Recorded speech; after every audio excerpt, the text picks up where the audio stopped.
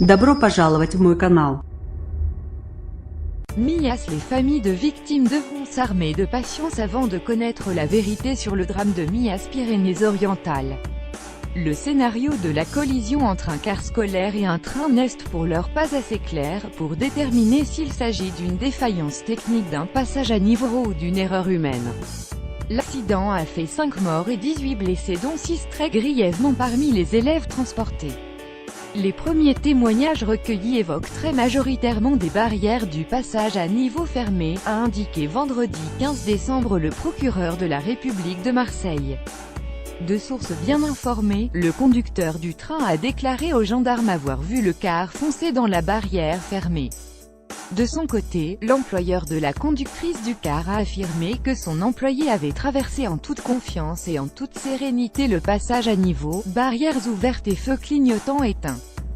Face aux informations et témoignages contradictoires, les enquêteurs restent très prudents. Plusieurs investigations sont en cours, une enquête judiciaire du parquet de Marseille, une autre de la SNCF, et une enquête administrative ouverte par le Bureau d'enquête sur les accidents de transport terrestre BEATT. AFP nous mettre à la place du conducteur du train tandis que le bus et les autres éléments de l'accident sont enlevés des lieux de la collision à Mias. Les enquêteurs se penchent désormais sur les informations récoltées durant leurs examens, notamment les données de numérisation 3D. Le procureur de la République de Marseille a en effet expliqué vendredi que la scène de l'accident avait été passée sous laser scanner, grâce à une technologie déjà utilisée après la collision d'Allinges Haute-Savoie en 2008, le déraillement d'un train en 2014 à Hanau-Alpes d'Haute-Provence, le carambolage mortel à La Roche-sur-Yon et l'attentat de Nice en 2016, comme le souligne Le Parisien. Le dispositif utilisé par les gendarmes de l'Institut de recherche criminelle IRCGN permet de scanner les lieux et de reconstituer la trajectoire du car et du train en 3 dimensions, et sous n'importe quel angle. Grâce à cette modélisation, nous allons pouvoir nous mettre à la place du conducteur du train, à la vitesse à laquelle circulait le train, pour voir exactement ce qu'il a vu depuis le poste de pilotage, expliqué en 2014 le colonel Christophe Brochier, sur les lieux de l'accident du train des Pigny près d'Hanau, dans un reportage de TF1. Hanau. Les experts de l'IRCGN ont commencé à modéliser les lieux avec leur laser 3D pour reconstituer l'accident. pic.twitter.com ISJXVDB, gendarmerie nationale @gendarmerie 9 février 2014. Une fois la scène enregistrée, et il est possible d'y effectuer des mesures très précises, d'échafauder des scénarios, ou encore de mener des travaux de balistique, abondait la capitaine Agathe Védrenne, interrogée par Science et Avenir. Les enquêteurs peuvent tout à la fois zoomer sur les images et découvrir des détails invisibles à l'œil nu, effectuer des mesures par ordinateur ou mettre les images en mouvement. Cette technologie, utilisée depuis une dizaine d'années, permet donc d'analyser avec un très grand degré de précision une scène que les photographies ne peuvent parfois faire parler. La scène reste disponible pour les enquêteurs sur leurs écrans d'ordinateur telle qu'elle était au moment des faits, résume le commandant Christophe Lambert, de l'IRCGN, interrogé par Le Parisien. Une mine d'informations précieuses, alors que la scène de l'accident de Mias s'apprête à être entièrement vidée de tous ses éléments, selon une source proche de l'enquête.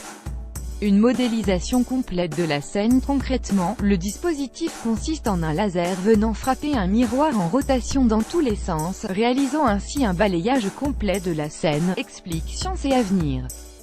Des sphères blanches, installées en même temps que le laser à plusieurs endroits de la scène, servent de point de repère pour le laser. Déplacé sur le terrain pour en couvrir la totalité, le laser pourra reconstituer l'unité des lieux grâce à ces repères. Selon la précision demandée à l'appareil, il faut entre 5 et 7 minutes pour que le scanner balaie à 360 degrés le paysage autour de lui, explique Giuseppe Mazzara, responsable commercial de Faro Europe, l'entreprise commercialisant le dispositif. Au total, en comptant les déplacements du laser à plusieurs endroits pour obtenir la modélisation complète, il a fallu 3h30 aux équipes de l'IRCGN pour numériser les lieux de l'accident du train des Pigny en 2014. En outre, le procureur de la République de Marseille a également précisé que les enquêteurs allaient essayer de redéfinir le champ de vision de la conductrice à sa hauteur par un drone. Nous avons examiné le parcours exact effectué par ce car peu de temps avant l'accident et notamment nous avons examiné le tachygraphe pour déterminer exactement comment se positionnait ce car scolaire qui était en mouvement à 12 km/h au moment du choc, a encore déclaré le procureur. Faisant office de pièce au dossier judiciaire, les images des reconstitutions des scènes de ces accidents ne sont pas publiques. Mais le directeur de l'IRCGN, le colonel Patrick Touron, avait donné un aperçu de la précision de ce système de modélisation en 2015, après l'accident de Puisseguin, en Gironde, qui avait fait 43 victimes. Lire aussi: le collège de la ville reste ouvert en soutien aux familles et aux élèves. La position des barrières au cœur des interrogations après l'accident. Les images du bus, coupé en deux, témoignent de la violence du choc. Pour suivre les dernières actualités en direct sur le HuffPost, cliquez ici tous les matins. Recevez gratuitement la newsletter du HuffPost. Retrouvez-nous sur notre page Facebook. À voir également sur le HuffPost PLUS 3 d'actualité et faits divers SNCF Techno Transport. Envoyez une correction.